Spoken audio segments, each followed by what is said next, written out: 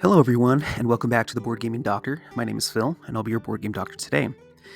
In this quick episode, and this is off the cuff, obviously, this is fairly recent news that I found out today, and so there's no script or anything, and I don't post, I'm not trying to post regularly or every day for that matter, but I wanted to talk about this real quick. But Furland has recently announced and put up the Board Game Geek page for Black Forest. And so Uwe Rosenberg and Tito Lawrence are co-designers officially for this new game that we have been teased about for a while now.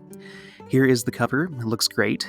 And we also get the back of the game board here.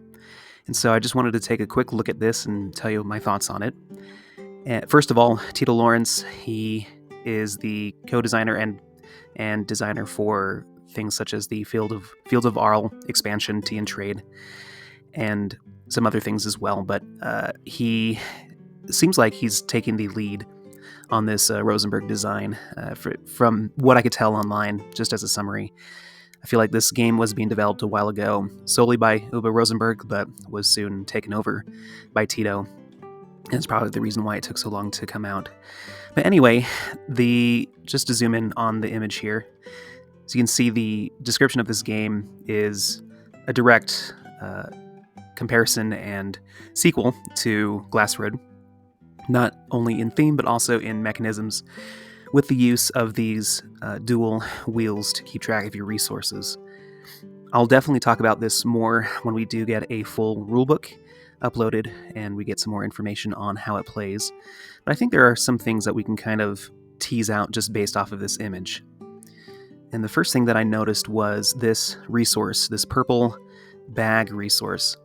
Now, in a previous video, in a Rosenblog, when I talked about this game and my thoughts on what it might have, and mechanically, with this shared board that we have here, it kind of looked like you were traveling across this board in a style similar to Mercator. I don't know if that is the case now, because as we can see a little bit more clearly, we are using these purple resources to travel in between these spots where it looks like you can take worker placement actions. And so it looks like that is going to be the way that this works, is you can travel across this board and using those purple resources to do so. Now, another thing that I'm thinking is going to be the case is that it looks like these worker placement spots are modular, just by the way that things are a little bit, not perfectly lined up. And so that is my guess, is that this board will be modular and the worker placement spots will be randomized. Now, here's a shot of the resource board as well as your own personal board.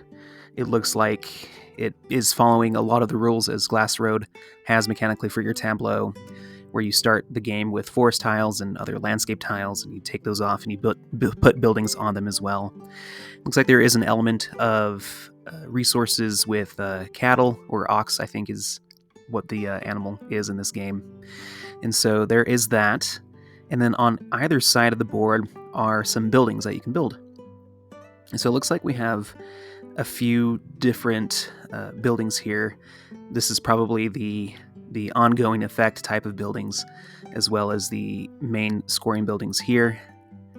And on the other side, some of the production buildings, or you can use these effects at any time kind of buildings. Here's the thing though, these spots are numbered with numbers, and I think there are some tile labels here, and so my guess is that these buildings are not randomized, and that these buildings, and this kind of goes along with this iconography here too, as say these three buildings have to do with this resource, and so like the coal resource. And so either these are all the buildings that we're going to get in the game, and it's going to be a static setup similar to Caverna, where these are all the buildings that we get, or it could potentially be the case where we have a few extra buildings that are somewhat modular that we randomize at the start of setup, similar to Fields of Arl, which once again is a Lawrence design with the expansion. And so I'm leaning more towards the former. I think these are all the buildings that we're going to get in this game. And so that's kind of a letdown to me. It's not going to damper my excitement for this game, very much, but I was hoping for the same variability that Glass Road has to offer, where that market is dynamic and ever-changing, and you always get a different set of buildings that you're trying to play with and find combos to. And that is something that is very enjoyable to me from across all of Uwe Rosenberg's games, most of his games. And so this one follows the more chess-like, everything is on the table and everything is here for you to decide what routes you want to take, with the sole randomization potentially being in the modular board here in the center. So those are my thoughts and guesses on what this game has to offer.